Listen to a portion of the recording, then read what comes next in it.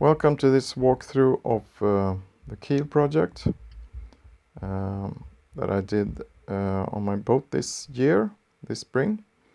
And the reason behind this is a leak that we have had for 8 or 9 years. And the leak was bigger when we're sailing. I had the wind from starboard side, I think. And here's a small video I made, and you can see when we're tacking and leaning over to the other side, the water is rising fast. And this was just for a couple of hours. So I was kind of disturbing having this leak for every time we're doing, especially when we're going upwind. So we decided we had to do something about this. So this is the way it looked when I started. You can see the bolts and the washers, and everything is covered with plastic, several centimeters of plastic. So I couldn't see where the leakage was coming from. I knew it was in the aft part in the bilge. So I started digging in, and the first aim was just to remove the bolts and the washers and get some new sealant. So I wasn't planning on removing all of the plastic, but after a while, when I uncovered the bolts, and I saw the washer, and I saw another washer, an even bigger washer with a big metal plate. And I didn't know how big this plate was going to be, so I realized I had to remove everything. So this is the second aft bolt, almost totally uncovered, and this is the way it looked after 2 or 3 evenings of work. And I've uncovered the aftmost bolt as well. It didn't have this extra washer. And after doing that, I went on to uncover the forward bolts. And after doing that and getting rid of the washers, I discovered these strange oval-shaped holes. It was only the aft bolts that had this strange shape.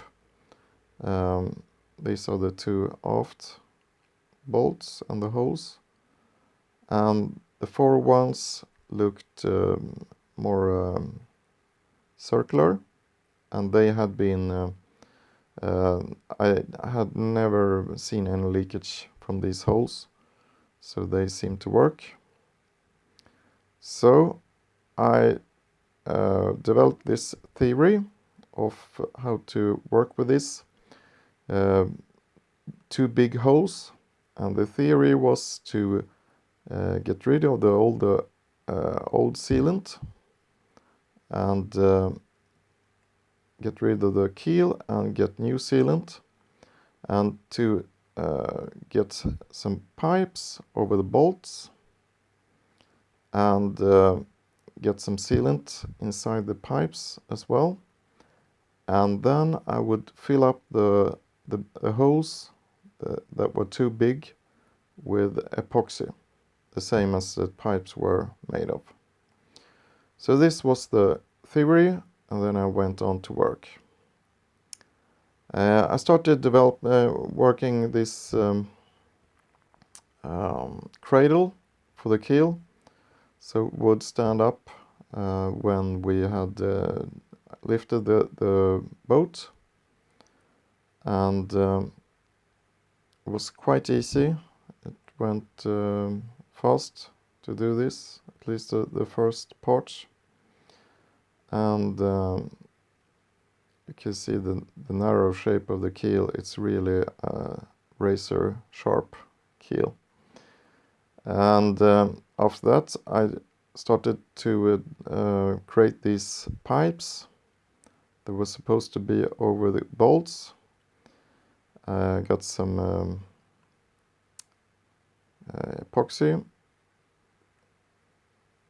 and covered some electric pipes that was used to run electric cables in the walls and floors, and covered them with a lot of epoxy.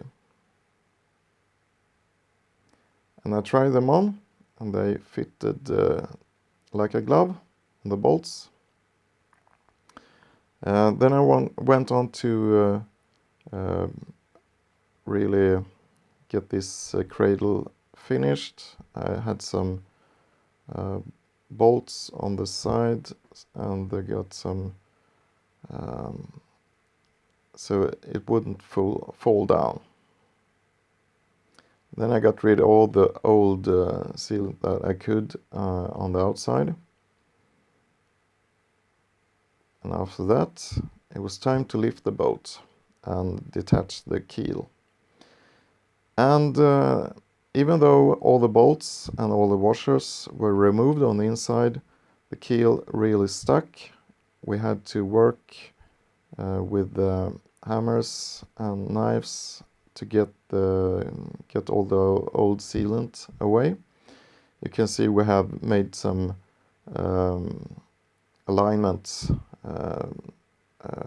drawn on the keel as it was positioned, so everything would get back to the same position as before. And after a while, we got it open more and more, and now you can see daylight through.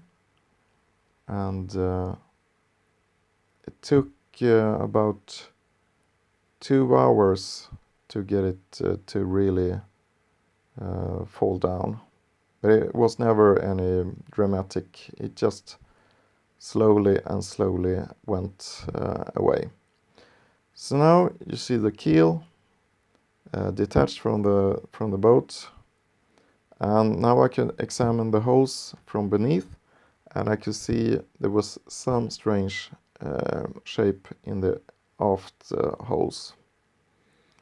And looking from inside the boat, the forward holes were quite nice, circular, and the aft holes were strange. I don't know how they made these holes, but something must have went wrong, and hence the leakage. So now I don't have any pictures from. I cut down the keel bolts, and we put on the pipes, and we put on the new sealant. There's also a kind of epoxy sealant, and then I started getting everything even. So I really put on a lot of sealant, and now everything is cut off.